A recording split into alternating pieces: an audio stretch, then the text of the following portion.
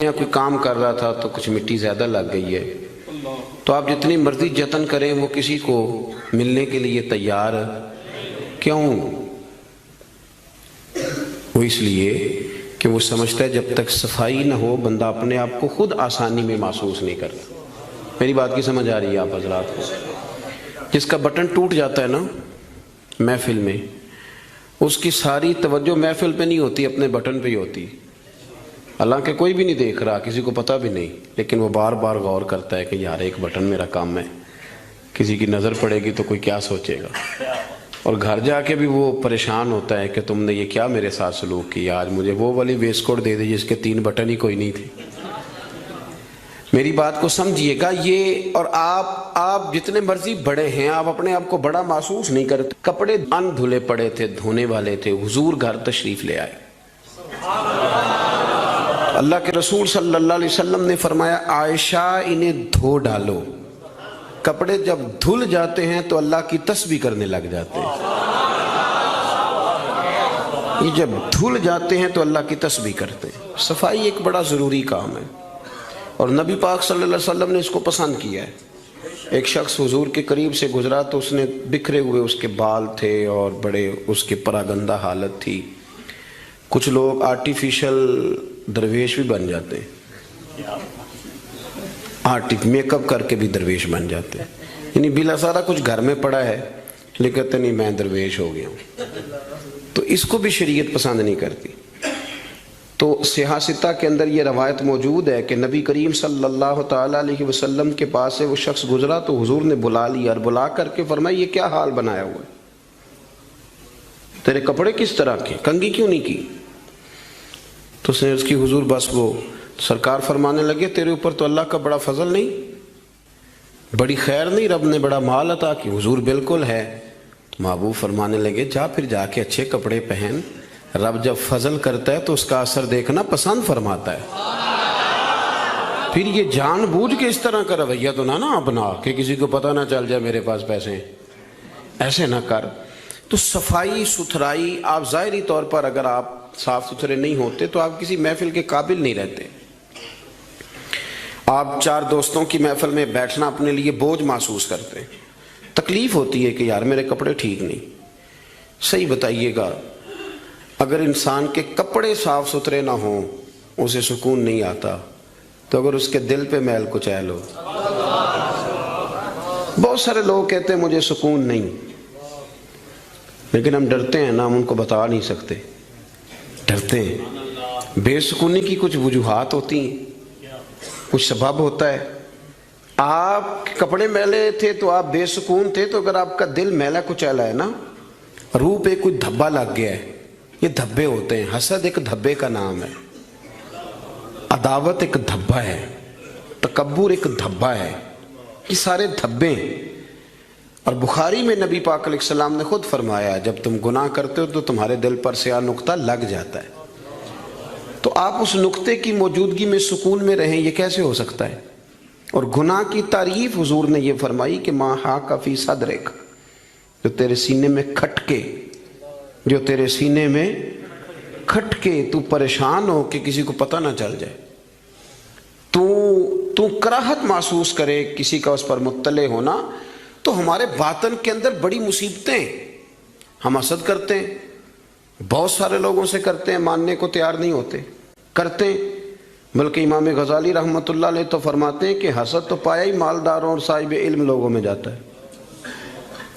وہ کہتے ہیں غریب آدمی ان پڑھ بندہ تو اس دوڑ میں شامل ہی نہیں ہوتا۔ اصل مسئلہ اس بات کا نہیں ہوتا کہ میرے پاس نعمت نہیں، اصل رٹا یہ ہوتا ہے کہ میرے پاس تو ہے پر اس کے پاس نہیں ہونی چاہیے تھی، ادھر کیسے چلی گئی؟ اعلیٰ حضرت بریلوی رحمۃ اللہ علیہ نے بہت ساری کتابوں کا نچوڑ ایک جملہ ملفوظات شریف میں لکھا ہے۔ اعلیٰ حضرت فرماتے ہیں حسد کرنے والا اس بندے پر اعتراض نہیں کر رہا ہوتا، حسد کرنے والا بنیادی طور پر اللہ کی تقسیم پر اعتراض کرتا ہے، اللہ کی تقسیم پر۔ ہمارے اندر یہ میل چڑھ، اور گھروں کے اندر یہ پوری ایک دوڑ شروع ہے، دیورانی کے اندر، جیٹھانی کے اندر یہ پوری دوڑ ہے، اور ایک وقت آتا ہے کہ بھائی بھائی سے حسد کرنے لگ جاتا ہے، کیسے سکون پائے گا؟ حسد ایک آگ ہے، اور ترمذی شریف کے جو لفظ ہیں حدیث کے وہ بڑے نرالے ہیں نبی پاک صلی اللہ علیہ وسلم نے فرمایا حسد نیکیوں کو یوں کھا جاتا ہے جیسے خشک لکڑی کو آگ کھا جاتی، یعنی وہ کھائی جاتی ہے، لکڑی کی اپنی کوئی حیثیت باقی، تھوڑی دیر پہلے وہ لکڑی تھی اور اب وہ خاک ہے، حسد کھا جاتا ہے۔ تو اور پھر مزے کی بات یہ کہ یہاں حضور نے ایک اور بھی بات بیان کی، میں حسد نیکیوں کو کس کو کھاتا ہے؟ اس کا مطلب ہے حسد کرنے والے نیک بھی ہوتے ہیں، نیک لوگ بھی حسد، یہ سرکار نے فرمایا نا، حسد نیکیوں کو، اس کا مطلب ہے یہ حسد کرنے والے کچھ نہ کچھ نیک بھی ہوتے ہیں، نیکیاں بھی کرتے رہتے ہیں، حسد بھی کرتے رہتے ہیں۔ تو وہ ہوتا یہ ہے کہ وہ ساتھ ساتھ ضائع ہوتی ہے۔ حسد نہ کریں، رشک کریں، رشک کریں۔ آپ کہیں کیا بات ہے؟ جناب عائشہ صدیقہ رضی اللہ تعالیٰ عنہ فرماتی ہے میں نے ساری زندگی سیدہ خدیجہ الکبریٰ پہ رشک کیا ہے۔ کیا بات تھی اس عورت کی، ان کا رنگ بھی زیادہ گورا نہیں تھا، سرکار سے عمر بھی کچھ زیادہ تھی، 2 دفعہ پہلے نکاح بھی ہو چکا تھا، پر کیا قابل رشک بی ہے کہ جسے اپنی ساری حیات ظاہرہ میں میرے نبی پاک نے یاد کیا ہے۔ اب رشک کریں، کہیں کیا بات ہے، اللہ اسے دیا تو مجھے بھی دے، رشک سے۔ کنز العمال میں حدیث ہے، حضرت عائشہ صدیقہ رضی اللہ تعالیٰ عنہ فرماتی ہیں دوپہر کے وقت نبی پاک صلی اللہ علیہ وسلم کے صحابہ حضور سے ملنے نہیں آتے تھے، دوپہر کے کھانے کے بعد سرکار آرام کرتے تھے، کیلولہ فرمایا کرتے تھے۔ ایک بوڑھی آ گئی ملنے، اس وقت صحابہ نہیں آتے تھے، بوڑھی آ گئی اور دروازے پہ آ کے جب اس نے اپنی آواز نکالی نہ، پوچھا کون ہے، تو اس کی آواز، کچھ آوازیں بندہ بڑا ان کا شناسہ ہوتا ہے نا، وہ بڑی ذرا ٹھہر جا مؤذن میرا دل دھڑک رہا ہے، وہ کہیں کعبہ گر نہ جائے تیری شوخ اور مست اذاں سے، کچھ آوازیں بندے کے کان میں پڑتی ہیں تو مزہ آتا ہے نا۔ تو وہ خاتون باہر جب بولی تو سرکار دو عالم علیہ السلام آرام فرماتے فٹافٹ اٹھ گئے، حضور نے دروازہ کھولا، بوڑھی کو بٹھایا، کھانا کھلایا، دیر تک وہ باتیں کرتی رہی، سرکار جواب دیتے رہے۔ اور جناب عائشہ صدیقہ کہتے ہیں لوگ پہلے بھی بڑے آتے تھے پر آج ذرا انداز نرالا تھا، حضور نے بڑی محبت کی، جانے لگی تو حضور نے تحفے بھی بڑے ہی دیے، میرے کریم نے بڑا ہی پیار کیا، بڑا نوازا۔ میرے دل میں خیال آیا کہ یہ خاتون جاتی ہے، حضور بھی جائیں گے، رات کو واپس لوٹیں گے تو میں پوچھوں گی یہ کون تھی، لیکن وہ چلی گئی، حضور تو لیٹ گئے اور گہری سوچ میں چلے گئے۔ جناب عائشہ کہتی ہے میں قربان جاؤں، میں قریب گئی، قدموں میں بیٹھ کے عرض کی حضور دنیا تو پہلے بھی بڑی آتی ہے، یہ بی بی کون تھی؟ تو میں نے بات کی تو حضور رو پڑے، اٹھ کے بیٹھے، سرکار فرمانے لگے عائشہ یہ بی بی میری پہلی زوجہ سیدہ خدیجہ الکبریٰ کی سہیلی تھی، ان کی سہیلی تھی یہ عائشہ، خدیجہ کے دور میں آتی تھی، خدیجہ کھانا کھلاتی تھی، وقت دیتی تھی، پیار کرتی تھی۔ فرمایا آج میں نے اس روایت کو زندہ کیا، حسن العہد من الایمان، تعلق اچھے طریقے سے نبھا دینا یہ بھی ایمان کا حصہ ہے۔ حضرت عائشہ اس کو بیان کر رہی ہیں، آپ دیکھیں صحابہ ایک دوسرے کی شان بیان کرتے ہیں۔ حضرت عائشہ صدیقہ سے پوچھا گیا، بخاری مسلم دیکھیے، توجہ ہے میری بات پر؟ حضرت عائشہ صدیقہ سے کسی نے پوچھا نبی پاک صلی اللہ علیہ وسلم کو سب سے زیادہ پیارا کون؟ جناب عائشہ صدیقہ سے پوچھا سب سے زیادہ پیارا کون؟ تو جناب عائشہ کہنے لگی یہ صاف ستھری بات ہے، سیدہ فاطمہ الزہرا۔ اس شخص نے فوراً پوچھا، مشکات دیکھیے اٹھا کے، اس نے پوچھا جی مردوں میں؟ تو آپ نے فرمایا فاطمہ کے شوہر علی المرتضیٰ۔ فوراً ایک دوسرے کی شانیں بیان ہو رہی ہیں، ایک دوسرے کی عظمتوں کا تذکرہ ہو رہا ہے۔ مولا علی شیر خدا کرم اللہ تعالیٰ وجہ الکریم فرمایا کرتے تھے میں تمہیں بتاؤں سب سے بہادر کون ہے؟ حضور بتائیے، فرمایا ابو بکر صدیق۔ فرماتے وہ بدر کی رات جب حضور کے چھپر شریف کا پہرا دینا تھا، چھپر کا پہرا دینا تھا حضور کے چھپر شریف کا، تو بڑا مشکل کام تھا، کون وہاں کھڑا ہو؟ تو فرماتے ہیں لوگ ابھی سوچ رہے تھے کہ وہاں کون جائے گا، سوچ رہے تھے کہ کون جائے گا، لیکن ابو بکر تلوار لے کے کھڑے ہو گئے تھے، کہنے لگے کوئی اور کیوں جائے گا، میں حضور کے اس چھپر شریف کی پہرے داری کروں۔ تو ایک دوسرے کی تعریفیں کر رہے ہیں، ایک دوسرے کی فضیلتیں بیان کر رہے ہیں، یہ رشک کرتے تھے۔ حسد ہمارے ہاں نا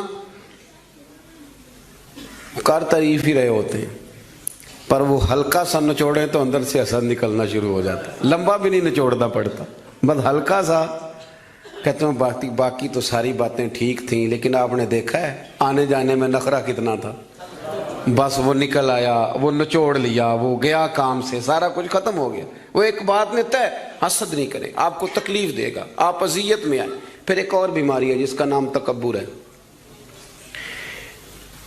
یوں جھک کے ملنے کا نام عاجزی نہیں، بلکہ حضرت سعدی فرماتے ہیں میں نے بڑے جھکے ہوئے دیکھے ہیں، گردن جھکی ہوئی ہے، دل بڑا اکڑا ہوا ہے. فرماتے ہیں یہ ان کی ادا ہے، یہ ادا بھی تجھ کو ہی زیب ہے، تیری عاجزی بھی فریب ہے.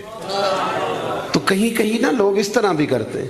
عاجزی تو دل کا نام ہے کہ آپ کے اندر اخلاص کتنا ہے، آپ کتنے جھکے ہوئے ہیں، آپ کس قدر پیار کر. بہت سارے لوگوں میں تکبر ہے، مجھے مانو، مجھے تسلیم کرو.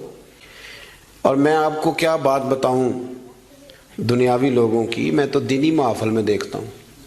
یہ کوئی علاقے کا چودھری اگر کسی محفل میں آ جاتا ہے تو گردن اونچی کر کر کے نقیب کو دکھاتا ہے کہ میں پیچھے بیٹھا ہوں حالانکہ میں چودھری ہوں. تو اونچی کر کر کے گردن، عادت پڑ گئی نا اسٹیج پہ بیٹھنے کی، پیچھے مزہ ہی نہیں آتا. حالانکہ شان تو رب دیتا ہے. آپ جہاں بھی بیٹھے ہیں اگر آپ قابل اکرام ہیں تو پھر آپ قابل احترام ہی ہیں. لیکن یہ لوگوں پہ تسلط جما کے اپنے آپ کو، مطلب کتنا چھوٹا بندہ ہے جو کسی کے بارے میں یہ کہتا ہے کہ یہ میرا ملازم ہے. اس سے کیا ثابت کرنا چاہتا ہے وہ؟ یہ دو جملے کہہ کے کہ میرے پاس اتنے پیسے ہیں ملازم رکھ سکتا ہوں کیا؟ میں ایک یونیورسٹی میں گیا کچھ بیان کرنے کے لیے، تو ایک بچہ مجھے کہنے لگا پیر صاحب ایک بات بڑی دل میں پریشان کرتی ہے، کسی لبرل آدمی نے کر دی تھی تو ڈرتا میں کرتا نہیں کہیں مجھے کوئی بے ادبی نہ کہہ دے. ہمارے ہاں ایک ظلم یہ بھی ہوتا ہے کہ ادب سکھانے سے پہلے بے ادبی کا لائسنس جاری کر دیا جاتا ہے. حالانکہ پہلے ادب سکھایا جائے، پھر اگر کوئی بے ادبی کرے تو پھر اسے بے ادب. ہم ادب نہیں سکھاتے لیکن بے ادبی کا تانا فٹافٹ دے دیتے ہیں. میں نے کہا جناب آپ پوچھیں، اگر مجھے جواب آتا ہوا تو میں بتا دوں گا، نہیں تو میں کسی سے پوچھ کے بتا دوں گا، آپ بتائیے. وہ کہنے لگے جی مجھے کسی نے کہا ہے کہ نبی پاک صلی اللہ علیہ وسلم کے زمانے میں غلامی ختم نہیں ہوئی تھی. اس زمانے میں غلام بکتے تھے اور اسی طرح بکتے تھے، خریدے جاتے تھے، تو ایک آرڈر فرما دیتے غلامی ختم ہو جاتی. اور میں نے کہا یار یہ تو کوئی بڑا سوال ہی نہیں ہے، آپ بلا وجہ ڈر رہے ہیں، یہ کوئی بڑا سوال ہے. یہ حضور نے غلامی ختم کر دی تھی. آپ پڑھیے ابو داؤد شریف، ختم ہو گئی غلامی. توجہ ہے میری بات پر؟ ادھر دیکھا جی میری طرف. حضور نے غلامی ختم کر دی، غلامی رہی نہیں. کہنے لگے وہ کس طرح؟ میں نے کہا ابو داؤد شریف پڑھ لیں. حضرت ابو ذر غفاری رضی اللہ تعالیٰ عنہ فرماتے ہیں کلمہ پڑھنے آیا، جب واپس جانے لگا تو حضور نے بڑی نصیحتیں فرمائی. ان میں سے ایک نصیحت حضور نے یہ کی، ابو ذر یاد رکھنا تمہارے غلام تمہارے بھائی ہیں. غلام تو وہ رہے نہیں، انہیں تو مدینے والے رسول نے بھائی بنا دیا ہے. آپ کو کس نے کہا وہ غلام ہے؟ وہ غلام، میں سیاستہ کی روایت پیش کر رہا ہوں. فرمایا تمہارے غلام تمہارے، ادھر دیکھیں میری طرف، تمہارے غلام تمہارے بھائی ہیں. اور نبی کریم نے فرمایا جس طرح کا خود کھانا اسی طرح کا انہیں کھلانا، جس طرح کا خود پہننا اسی طرح کا انہیں. غلام غلام رہے گا جب وہ آپ کے جیسے کپڑے پہنے گا. آپ وہ الگ بات ہے کہ جتنا مرضی وہ ہیومن رائٹس پہ بات کرے، انسانی حقوق کی تنظیمیں چلائے، غلام کو ملازم کو اس طرح کی روٹی نہیں کھلاتا جس طرح کی خود کھاتا ہے، اسے اس طرح کے کپڑے پہناتا نہیں جس طرح کے خود پہنتا ہے. لیکن نبی پاک علیہ السلام نے یہ اعزاز فرمایا جس طرح خود کھانا اسی طرح انہیں کھلانا، جس طرح کا خود پہننا اسی طرح کا انہیں پہنانا. اور حدیث کا آخری جملہ یہ ہے کہ سرکار فرمانے لگے ان کی طاقت سے زیادہ ان پر بوجھ نہ ڈالنا، اور اگر کبھی انہیں کوئی ایسا کام بتاؤ جو ان کی طاقت سے زیادہ ہو تو پھر اس کام میں ان کی مدد بھی کرنا. مجھے بتلائیے غلام تو غلام رہے نہیں، حضور نے تو سیٹ ہی ختم کر دی، انہیں بھائی بنا دیا ہے.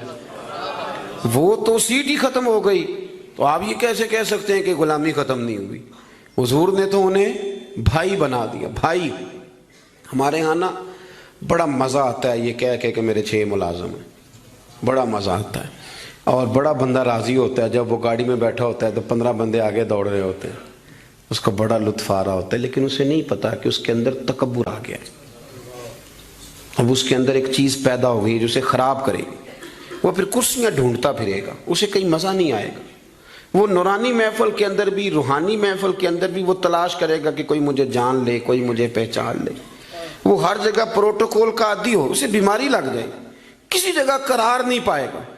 وہ کہے گا پتہ نہیں مجھے سکون کیوں نہیں آ رہا۔ بھائی سکون تو آتا ہے چھپ جانے میں، سکون تو جاتا ہے کسی کونے میں جا کے اللہ اللہ کرنے میں۔ کسی کونے میں بابا بلے شاہ صاحب، بابا صاحب رحمۃ اللہ علیہ فرماتے ہیں میں نے اعتکاف کبھی قصور میں نہیں کیا، اس گاؤں میں جاتا تھا جہاں مجھے جانے کوئی نہ، چلو 10 دن تو میں الگ ہو کے اللہ اللہ کر لوں۔ کہتے میں وہاں جا کے اعتکاف کرتا تھا، یہاں تو سارے ہاتھ چومنے والے تھے، اکثر کہا کرتے تھے اٹھ بلیا چلو تھے وسیے جتھے وس دینی سارے ہی انے، اٹھ بلیا چلو تھے وسیے جتھے وس دینی سارے ہی انے، نہ کوئی ساڈی ذات پچھانے نہ کوئی سانو منے۔ کبھی ایسی جگہ بھی تو جانا چاہیے نا۔ اور بڑے ناز سے میری طرح کے بندے بھی کہہ رہے ہوتے ہیں تسی وہ تو کونے تو آ کے میرا نام پوچھے ہو پہنچ جاؤ گے۔ وہ کبھی اپنے آپ سے پوچھ تو صحیح کہ یہ تو کہاں مبتلا ہو گیا، یہ شہرت، یہ شور شرابے، یہ آنا جانا۔ مزہ تو تب ہے کہ صبح قیامت آپ کو پردوں میں ڈال کے کہہ دیا جائے کہ جا تیری پردہ پوشی کی، تیرا عیب نہیں کھولے جائیں گے، بغیر حساب جنت میں چلا جا۔ یہاں یہ شور کرنا، اپنا آپ دکھانا، اپنا آپ بتانا، یہ تو علامت تکبر ہے۔ تھوڑا سا نیچے رہیں۔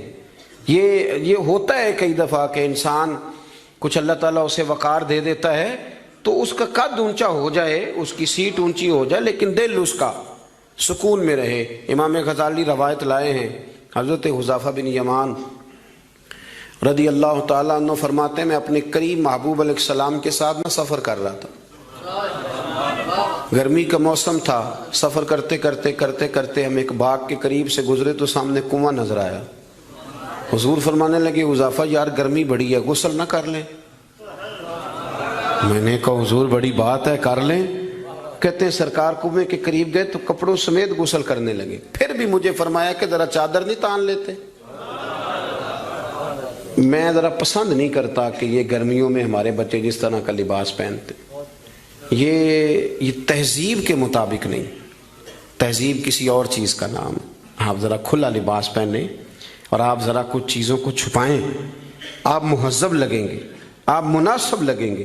کالی بنیان پہن کے تو گلی میں نکل جانا، گلی میں کیا گھر میں بھی بیٹیاں ہوتی ہیں، بہنیں ہوتی ہیں، کیوں اس طرح کا لباس پہنتے ہیں جو غیر مناسب محسوس ہو؟ حضرت حذیفہ بن یمان رضی اللہ تعالیٰ عنہ فرماتے ہیں حضور کپڑوں سمیت غسل فرما رہے تھے، پھر بھی مجھے فرمایا چادر تان لو۔ توجہ ہے میری بات پر؟ یہ نوجوان ذرا زیادہ غور کریں کیا عرض کر رہا ہوں۔ کہتے میں چادر تان کے کھڑا ہو گیا، حضور غسل کرنے لگے تو پانی ٹھنڈا تھا، گرمی بھی بڑی تھی، حضور کو نہ ذرا لطف آیا تو فرمانے لگے تھوڑا اور نہ نہا لوں؟ میں نے کہا حضور نہائیں۔ کہتے ہیں سرکار کو اور لطف آیا، فرمانے لگے ذرا اور نہ نہاؤں؟ میں بڑا مطمئن تھا، بڑا راضی تھا کہ مجھے نوکری کا موقع مل رہا ہے۔ کہتے ہیں ایک دو دفعہ سرکار نے فرمایا، پھر حضور بس کرنے لگے تو میں نے کہا حضور تھوڑا اور غسل فرمائیں، گرمی بڑی ہے۔ کہتے سرکار اور غسل کرنے لگے، خاصی دیر حضور نہائے، غسل فرمایا، فارغ ہو گئے نا جب، میرا کلیجہ بڑا ٹھنڈا تھا کہ میں نے نوکری کر لی۔ جب فارغ ہو گئے تو حضور مجھے فرمانے لگے چل اب تو غسل کر۔ اگر روٹی بچ جائے تو بندے ڈرائیور کو بھیج دیتے، اگر کبھی بچ جائے۔ چلیں آپ نے کون سا مجھ سے ناراض ہونے، آپ تو اپنے ہیں۔ اگر کوئی دیگ بڑھ جائے تو مدرسے بھیج دیتے کہ وہ اس کو کہتے آپ یہی ہیں کہ اس کے پیروں کے نیچے فرشتے پر بچھاتے ہیں، یہ بھی آپ کہتے ہیں کہ حافظ جی آپ کی بڑی شان ہے، آپ نماز پڑھاتے ہیں، پر دیگ وہ بھیجنی ہے جو بچ گئی، وہ آپ بھیج دیں۔ بچ گئی ہے وہ زیادہ تھی تو ہم نے کہا چلو بچوں کو دے دیتے، یہ اعزاز نہیں دیا، دیگ دے دی پر آپ نے عزت نہیں دی، وقار کا مزہ نہیں آیا اس کا، یہ کوئی سرور والا کام نہیں۔ میرا ایک دوست مجھے ایک دن کہنے لگا حضرت جی اگر کوئی ٹائم ملا نہ نکلا تو میں آؤں گا۔ میں کہ یار نہ یہ دا کوئی مزہ ہے، ساڑھے کو تو ٹائم کٹ کے آنا یار، حد ہو گئی۔ تو کہے کہ میں بڑا مصروف ہوں پر آپ حکم تو کرے، میں سویرے ہی آیا، یہ کیا بات آپ نے؟ اسی کو بچے کچھ ٹائم آ لیا ہمارے پاس تو آ، تھوڑا سا سارا کچھ چھوڑ چھاڑ کے پتہ چلے کہ تو آیا ہے۔ میری بات کی سمجھ آ رہی ہے؟ میرے عزیز بات کو سمجھنا ہے آپ نے۔ حضرت حذیفہ بن یمان رضی اللہ تعالیٰ عنہ فرماتے ہیں کہ جب حضور غسل فرما چکے تو کہنے لگے اب تو غسل کر.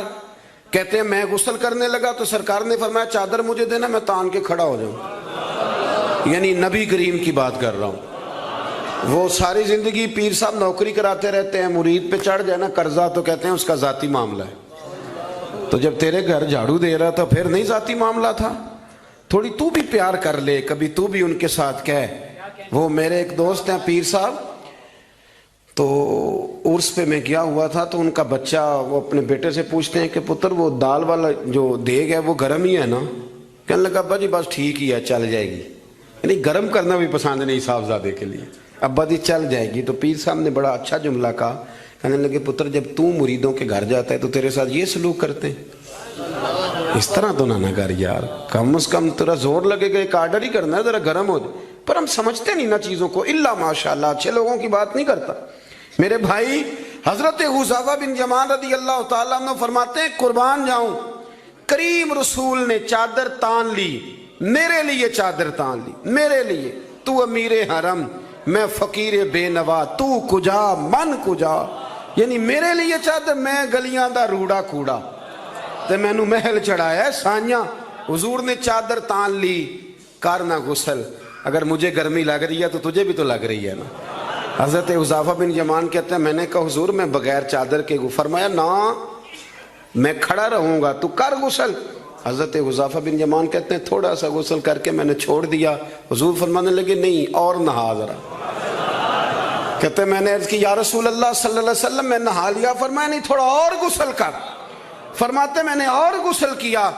تھوڑی دیر کے بعد فارغ ہوا, میں نے کہا حضور مہربانی فرمائیں میں نہا چکا. تو فرمانے لگے نہ ہمیں اتنی دیر میں نے کیا ہے, تو بھی اتنی دیر غسل کر. حضرت حذیفہ بن یمان کہتے ہیں میں رو پڑا. میں نے کہا محبوبہ تیرے کرم پہ قربان جاؤں, اب بس کریں. حضور میں نہا چکا ہوں. تو حضور فرمانے لگے حذیفہ گھر سے کٹھے نکلے تھے نا, گرمی میں ایک جیسا سفر کیا ہے نا یار, تو غسل کر. مجھے اچھا لگا یار یہ کیا سٹیٹس ہم نے بنا لیا. ہم اپنوں کے بیچ بھی اسی طرح رہیں گے. ہم اپنوں کے بیچ جو ہمارے اپنے ہیں ہم ان سے بھی کبھی, میں مسجد میں بیٹھا ہوں باوضو, ابھی میں نے عشاء پڑھی ہے, کو دیانتداری سے بتاتا ہوں, میں بیمار ہو گیا تو بڑی میری ٹانگوں میں ٹائیفائڈ بخار تھا, تو بڑی سخت تکلیف میری ٹانگوں میں آئی, اذیت آئی, مجھے چلا نہیں جاتا تھا, چھڑی پکڑ کے میں چلتا تھا. میری اماں جی حیات تھیں, میں نے ان سے کہہ دیا کہ بڑی ٹانگوں میں درد ہے. تو میں سو گیا, میری آنکھ کھلی تو میری ماں میری ٹانگیں دبا رہی تھی. میری ماں میری ٹانگ, اور میری جیسے آنکھ کھلی تو میں نے جھٹ سے اپنی ٹانگوں کو سمیٹا. میں نے کہا اماں جی آپ یہ کیا کر رہی ہیں؟ تو میری اماں جی نے کیا, وہ بیمار رہتی تھی, شوگر تھی, کہنے لگی پتر تو نہیں میری روز دباندہ. آپ بات کو سمجھے نا. وہ وقت گزر گیا, وہ انتقال کر گئیں, 8-9 سال بیت گئے, پر وہ کبھی اس وقت کو یاد کرتا ہوں تو دل ٹھنڈا ہو جاتا. ہمارا تو سٹیٹس اتنا خوفناک ہو گیا کہ ہمارے اپنے ترستے رہتے ہیں کہ چلو 2 جملے پیار کے بول دے, 2 جملے, اور کسی کے لیے بھی نہیں یار, کسی کے لیے. سیدہ طیبہ طاہرہ حضرت عائشہ صدیقہ آپ فرماتی ہیں لوگوں ہم اس رسول کے ماننے والے ہیں جو جملوں کا بھی خیال کرتے تھے. کسی کی آج انداز تکلم کس طرح کا ہے, کوئی کس طرح, اس کا بھی حضور خیال کرتے. ایک دن مجھے گھر میں بیٹھے بیٹھے فرمانے لگے عائشہ جب تو راضی ہوتی ہے تب بھی مجھے پتہ چل جاتا ہے, اور جب تو ذرا تھوڑا سا دل میں کوئی بات رکھتی ہے تو پتہ مجھے پھر بھی چل جاتا ہے. تو جناب عائشہ کہتے ہیں میں نے فٹافٹ عرض کی حضور مجھے میری ماں روئے. میں اور آپ کے فرمایا چپ کر, ذرا سن تو لے, پہلے ذرا سن تو صحیح نا, ذرا سن. یا رسول اللہ حکم کریں. تو محبوب فرمانے لگے کبھی کبھی کسی دوسری بیوی کے پاس ذرا وقت گزاروں تو تیرے دل میں بات تو آ ہی جاتی ہے نا, ذرا سن نا, حضور حکم کریں. تو محبوب فرمانے لگے جب تو راضی ہوتی ہے نا تیرا طریقہ ہے کبھی کبھی قسم اٹھاتی ہے. جب تو ہوتی ہے نا مجھ سے ناراض تو کہتی ہے مجھے ابراہیم کے رب کی قسم, مجھے حضرت ابراہیم علیہ السلام کے رب کی قسم. اور جب تو راضی ہوتی ہے تو فرماتی ہے مجھے محمد عربی کے رب کی قسم. اب میں سمجھ جاتا ہوں کہ آج کوئی بات. جناب عائشہ کہتی ہیں میں بڑا روئی. حضور نے فرمایا کیوں روتی ہے؟ میں پھر رو پڑی. حضور نے فرمایا میں نے تو تیرے احساسات بیان کر, تو رو پڑی. کہنے لگی روتی اس لیے ہوں کہ اللہ نے کیسا کریم رسول عطا فرمایا. حضور لفظوں جملوں تک کا احساس کہ آج فکرے کس طرح کے بیان کر رہا ہے, آج اس کا ذہن کس طرف چلا گیا, اس بات کا بھی خیال ہمارا. تو یقین کریں وہ بلند و باغ مزاج جانے ہمیں کہاں جا کے کھڑا کرے گا, کس جگہ پہ جا کے ہم رکیں گے.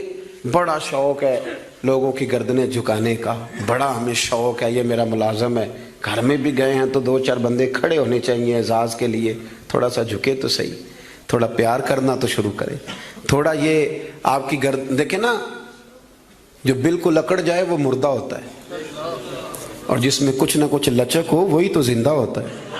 اگر آپ پکڑے ہوئے ہیں, اکڑ گئے ہیں آپ کو اپنے علاوہ, وہ کسی نے کہا تھا خدا مجھے ایسی خدائی نہ دے کہ اپنے سوا کچھ دکھائی نہ دے. کیا لے کے جانا ہے اس دنیا سے اگر آپ چند منٹ کسی سے پیار ہی نہیں کر پائے, کسی کا احساس ہی آپ کی طبیعت میں نہیں آیا, آپ کو ذرا خیال ہی نہیں آیا کسی کی بابت, لیکن ہمارا وہ احساس کدھر گیا. اصل بات یہ ہے کہ اندر تکبر چھپا لیا ہے, اب وہ نکلتا نہیں, کھٹکتا بڑا ہے, تنگ بڑا کرتا ہے, بڑی آرزو ہے کہ جانا جاؤں پہچانا جاؤں, سمجھتے نہیں. مولا کائنات شیر خدا علی المرتضیٰ حضرت مولا علی کرم اللہ تعالی وجہہ الکریم کوفے میں تشریف فرما تھے تو غلام سے کہنے لگے چل ذرا شاپنگ کرنے چلیں. کس سے؟ بول کے بتائیے. لے گئے ہو کبھی ملازم کو ساتھ؟ ہم تو ابا جی کو نہیں لے کے جاتے, حالانکہ ان کو کبھی کبھی لے جائیں تو انہیں بڑا اچھا لگے. کبھی کبھی والد صاحب سے کہیں نا کہ موسم بدل رہا ہو 2 جوڑے لینے چلے, ہم لے کے جائیں کبھی ان کو ساتھ بٹھا کے, ان سے کہ ابا جی آئیں میرے لیے کپڑے پسند کریں. ان بیچاروں نے بوڑھوں نے کیا پسند کرنا ہے, پر آپ ساتھ لے کے جائیں گے تو ان کا دل بڑا ٹھنڈا ہو. لیکن یہ کام بھی ہم یاروں کے ساتھ ہی کرتے ہیں, والد کو کہاں لے کر کے جاتے ہیں. مولا علی شیر خدا غلام سے فرمانے لگے چل نا یار کپڑے خریدنے. خادم کہتا ہے میں ساتھ گیا, حضرت علی نے 2 جوڑے خریدے, فرمایا آج 2 لینے بھی, ایک تیرا ایک میرا. کہتے ہیں ایک خاصا مہنگا لیا, ایک ذرا سستا لیا. میں فوراً سمجھ گیا مہنگا آقا کا ہے اور سستا اسی طرح ہی ہوتا ہے نا, مہنگا جوڑا آقا کا ہے اور سستا غلام کا ہے. کہتے ہیں تھیلے میں کپڑے ڈالے, میں نے اٹھائے, میں غلام تھا, وہ چوک آ گیا جہاں سے مولا علی نے اپنے حجرہ نور میں جانا تھا اور میں نے اپنے گھر جانا تھا. فرماتے ہیں وہ جگہ آ گئی, شیر خدا رضی اللہ تعالیٰ عنہ فرمانے لگے کہ لیا پتر میرے والا جوڑا مجھے دے دے, لا وہ میرے کپڑے مجھے دے دے. تو کہتے ہیں وہ بڑی ڈیفینیٹ تھی بات تھی, میں نے اسی وقت نکالا مہنگا جوڑا, جناب علی کو تھمایا. تو حضرت علی فرمانے لگے یہ تو نہیں میرا. باتیں مزے کے لیے سنتے ہیں صرف, اگر ان کے سننے میں اتنا مزہ ہے تو اس پر عمل کرنے میں کتنا مزہ ہوگا, یہ بھی تو کبھی آپ محسوس کریں نا. حضرت مولا علی شیر خدا فرمانے لگے یہ نہیں میرا تو وہ دوسرا ہے. وہ کہتا میں نے ایک فلسفہ بیان کیا, ایک علت بیان کی, ایک لاجک میں نے بیان کی. میں نے کہا حضور آپ مہنگا پہنے کیونکہ آپ آقا ہیں, اور میں سستا پہنوں گا کیونکہ میں. تو حضرت علی نے فوری طور پہ حکم نہیں لگایا کہ نہیں تو دوسرا مجھے دے, عالم تھے نا, تو اس نے علت بیان کی تو پہلے اس کا وہ سبب توڑا, پہلے اس کی اس بات کا جواب دیا. دلیل کا جواب دلیل سے دینا چاہیے نا, کئی دفعہ لوگ دلیل کا جواب گالی سے دینے لگتے ہیں, یہ طریقہ غلط ہے. حضرت علی سے اس نے کہا ایک علت بیان, ایک سبب بیان. کہنے لگا حضور آپ چونکہ آقا ہیں تو آپ جوڑا پہنے مہنگا, آپ کپڑے استعمال کریں مہنگے, میں چونکہ غلام ہوں تو میں استعمال کروں گا سستے. تو حضرت علی کہنے لگے تو یہ والا فلسفہ نہ بیان کر, تو میرے والا کر. میں تجھے بتاتا ہوں ایک سبب وہ والا لگا لے. یہاں وہ حکم لگا. اس نے کہا حضور وہ کون سا؟ فرمانے لگے تو سستا مجھے دے نا کیونکہ میں بوڑھا ہوں, اور تو مہنگا استعمال کرنا اس لیے کہ تو جوان ہے, اور جو جوان ہوتے ہیں وہ مہنگے کپڑے پہنتے ہیں. فرمایا یہ والا نقطہ یہاں لگا نا, یہ کلیہ یہاں استعمال کر.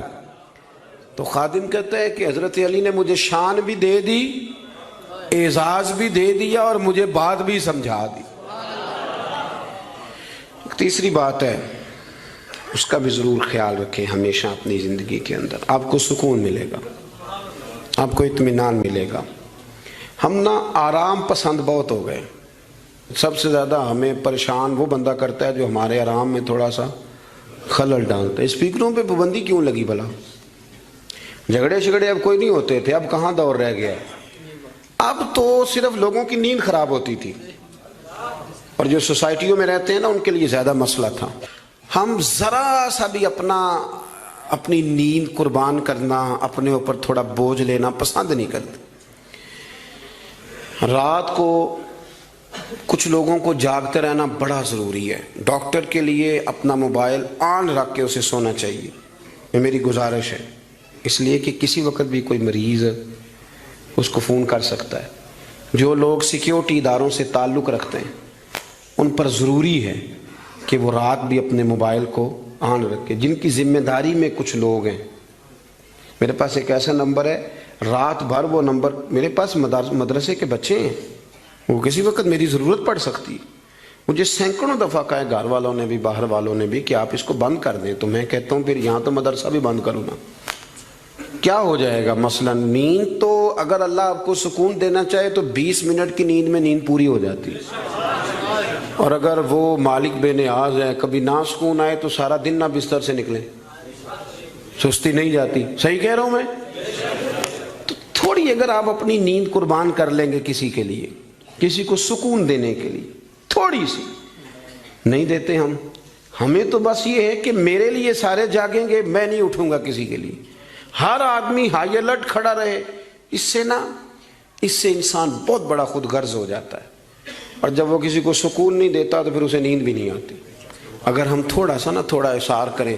حضرت انس بن مالک رضی اللہ تعالیٰ عنہ فرماتے ہیں رات کا وقت تھا، مدینے کے کونے سے چیخنے چلانے کی آواز آنے لگی بڑی شدت کے ساتھ.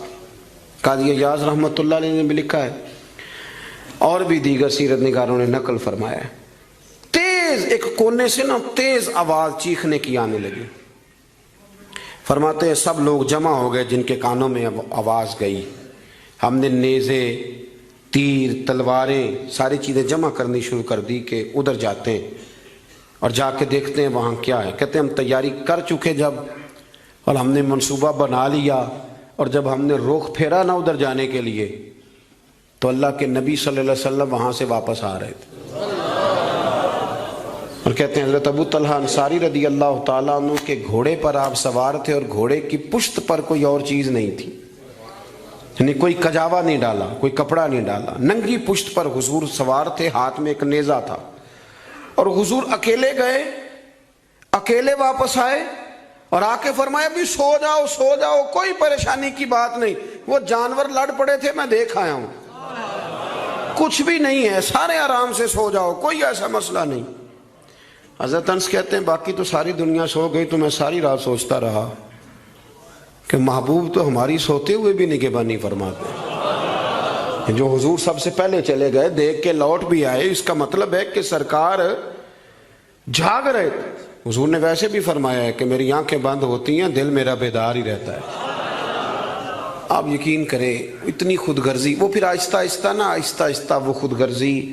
ہم پہلے خود غرض ہوتے ہیں، اپنے ابا جی سے کہتے ہیں کہ اب میرا گزارا نہیں ہوتا، میرے بھی بچے ہیں. یہاں سے ہم آغاز کرتے ہیں خود غرض ہونے کا. پھر کچھ عرصے کے بعد ہمارے بچے ہمیں کہنا شروع ہو جاتے ہیں کہ ابا جی اب ہمارا گزارا نہیں ہوتا، ہمارے بھی تو بچے ہیں نا. پھر وہ کبھی گونجتا ہے ہمارے کانوں میں ہمارا اپنا قول جو ہم نے کبھی کیا تھا اپنے والد کے لیے. اپنی زندگی میں اگر آپ عاجزی لے آئیں، انکساری لے آئیں، حسد چھوڑ دیں، پیار لے آئیں، رشک لے آئیں، اپنی زندگی کے اندر تھوڑا سا کسی کے لیے احسار کرنا شروع کر دیں، قربانی دینا شروع کر دیں، تھوڑا سا اپنے اوپر ہلکا سا بوجھ ڈالیں، تو شاید وجود تھوڑی دیر کے لیے تھک جائے لیکن روح کو بڑی آسودگی حاصل ہوگی، دل آپ کا سکون میں آ جائے گا. آپ ایسے محسوس کریں گے کہ میں اصلاح پذیر ہو گیا ہوں، میرے باطن کے اندر جو میل کچیل تھے وہ چھٹنے لگے، وہ دھبے اب آہستہ آہستہ کر کے دور ہونے لگے. آپ کی اس محفل میں بھلا مہمان خصوصی کون ہے؟ یہ بزرگ مشائخ تو آئے ہیں، ہماری سرپرستی کر رہے ہیں، لیکن اس محفل کا سب سے خاص بندہ وہ ہے جس نے محفل سے پہلے مسجد میں جھاڑو دیا، جس نے صفیں بچھائیں، جس نے اشتہار لگایا، جس نے جذبہ کا اظہار کیا. اس بیچارے کی شاید فوٹو بھی نہ آئے، شاید بہت سارے لوگوں سے جانے بھی نہ، لیکن میں نہیں جانتا، حضرت نہیں جانتے، مفتی صاحب نہیں جانتے، پر جس رب رسول کے لیے کیا وہ تو جانتے ہیں نا۔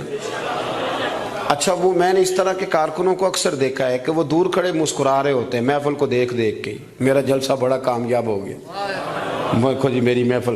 ان کو جو آسودگی حاصل ہوتی ہے نا دوسروں کو صفحے بچھا کے دینے میں، اعزاز دینے میں، محنت کرنے میں، شہرت تو کسی اور کی ہوئی، پوسٹر پہ نام تو میرا لگا، فوٹو تو میری لگی، اس بندے نے کیا کمایا؟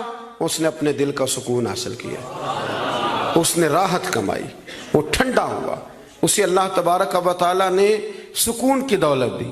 وہ رات کو جب سوئے گا تو کہے گا میں نے کمال نہیں کر دی، حالانکہ کسی کو کوئی پتہ نہیں، اس کی وہ جو ساری باتیں ہو رہی ہیں وہ رب رسول کے ساتھ ہو رہی ہیں، اللہ نبی۔